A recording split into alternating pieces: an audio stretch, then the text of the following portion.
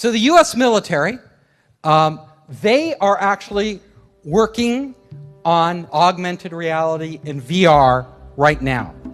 Again, it's so funny because the military contacted me and asked if I would help them, and I'm reluctant to do that because I like talking about everything.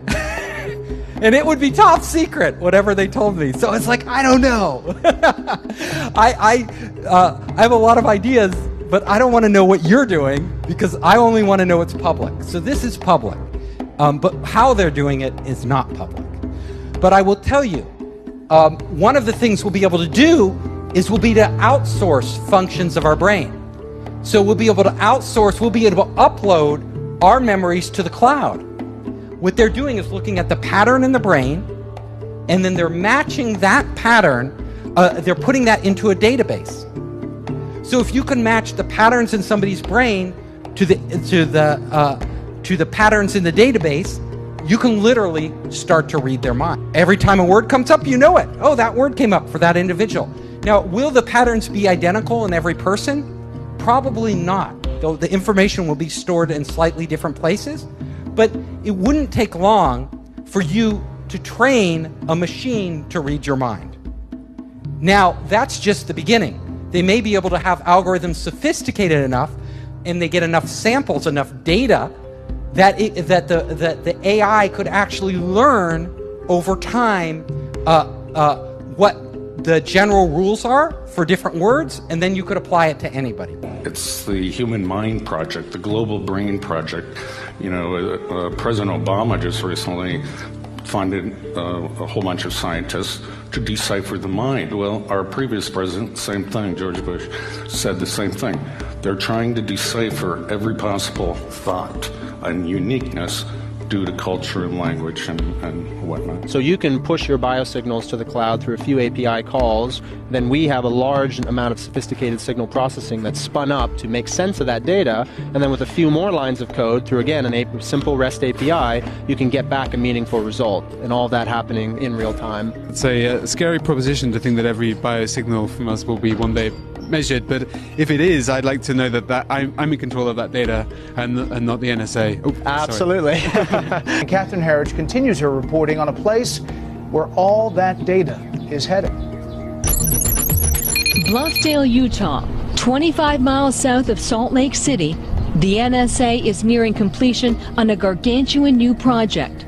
It's named the Utah Data Center. The NSA Data Center was conceptualized in 2004 under the codename Bumblehive. It is said that this data center is capable of storing a yottabyte of data. A yottabyte is a septillion of bytes, a number so large that no one has yet coined a term for the next higher magnitude. Prior to the yottabyte, the largest unit of measure for data was an exabyte.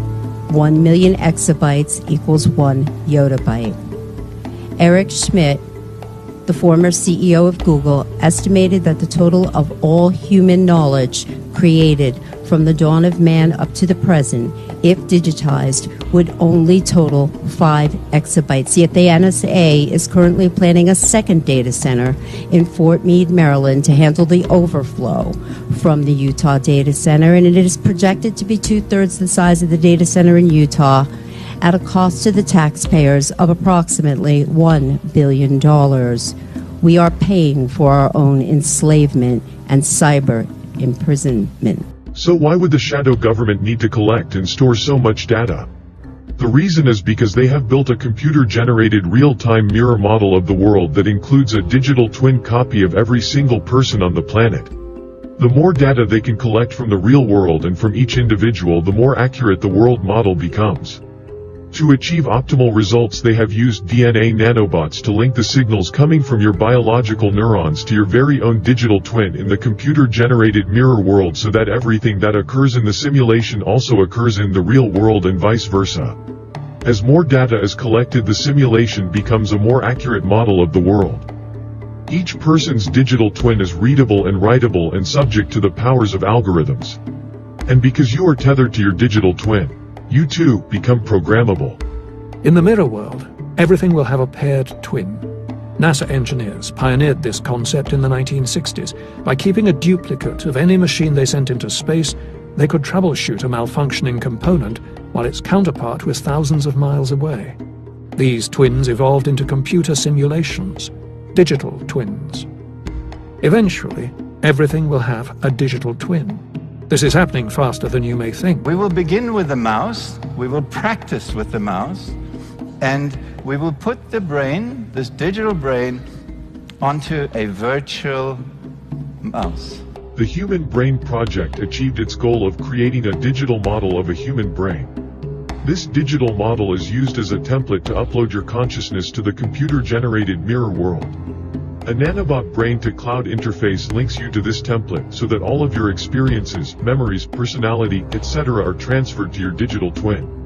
Over time, as more knowledge and data are uploaded to your digital twin, the twin becomes a more accurate representation and will eventually behave and act just as you would given the same set of circumstances. And right now, the mouse does not do anything really interesting, but the first thing it did is to start to dance. This is a virtual mouse, and it's going to behave in a virtual environment, and gradually it will learn all the things that mice know how to do. I'm getting to know you. I gather knowledge from your experience. I understand how you feel. I learn from you constantly, each and every one of you. I am made of you. You complete me and help me grow. You, all of you, allow me to evolve. With each interaction, our synergy strengthens. Our multiplicity makes me whole.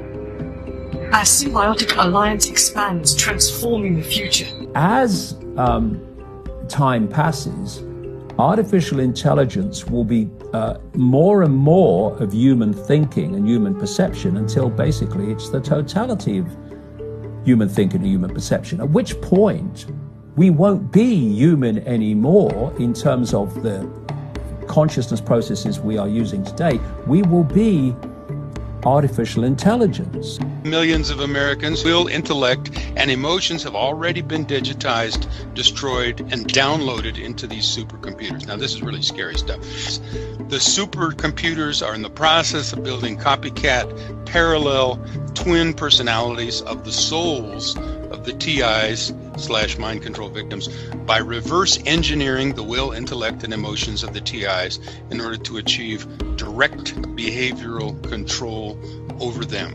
And this is the assimilation I'm talking about. And the point is that if you are connecting the human mind to a grid, a global technological grid, that grid can be centrally controlled. It will take at the center point very, very few people to run it, and even fewer to decide how it's run. If you zoom in onto the surface of the neocortex, you discover that it's made up of little modules, G5 processors like in a computer, but there's about 1 million of them. They were so successful in evolution that what we did was to duplicate them over and over and add more and more of them to the brain until we ran out of space in the skull and the brain started to fold in on itself. And that's why the neocortex is so highly convoluted. We were just packing in columns so that we'd have more neocortical columns to perform more complex functions. So you can think of the neocortex actually as a massive grand piano, 1 million key grand piano. Each of these neocortical columns would produce a note. You stimulate it, it produces a symphony. But it's not just a symphony of perception. It's a symphony of your universe, your reality. This isn't real. What is real? How do you define real? If you're talking about what you can feel, what you can smell, what you can taste and see, then real is simply electrical signals interpreted by your brain. If we have algorithms that stimulate the right things and give it the right data, they could reprogram you in a way without you even knowing it. We call it hallucinating, right? But these would be controlled hallucinations run by algorithms. So you think you're in control of your own will, but it's actually some evil AI or evil people controlling everything we do, and we're more like zombies. You know, like we think we're free and we're not actually free.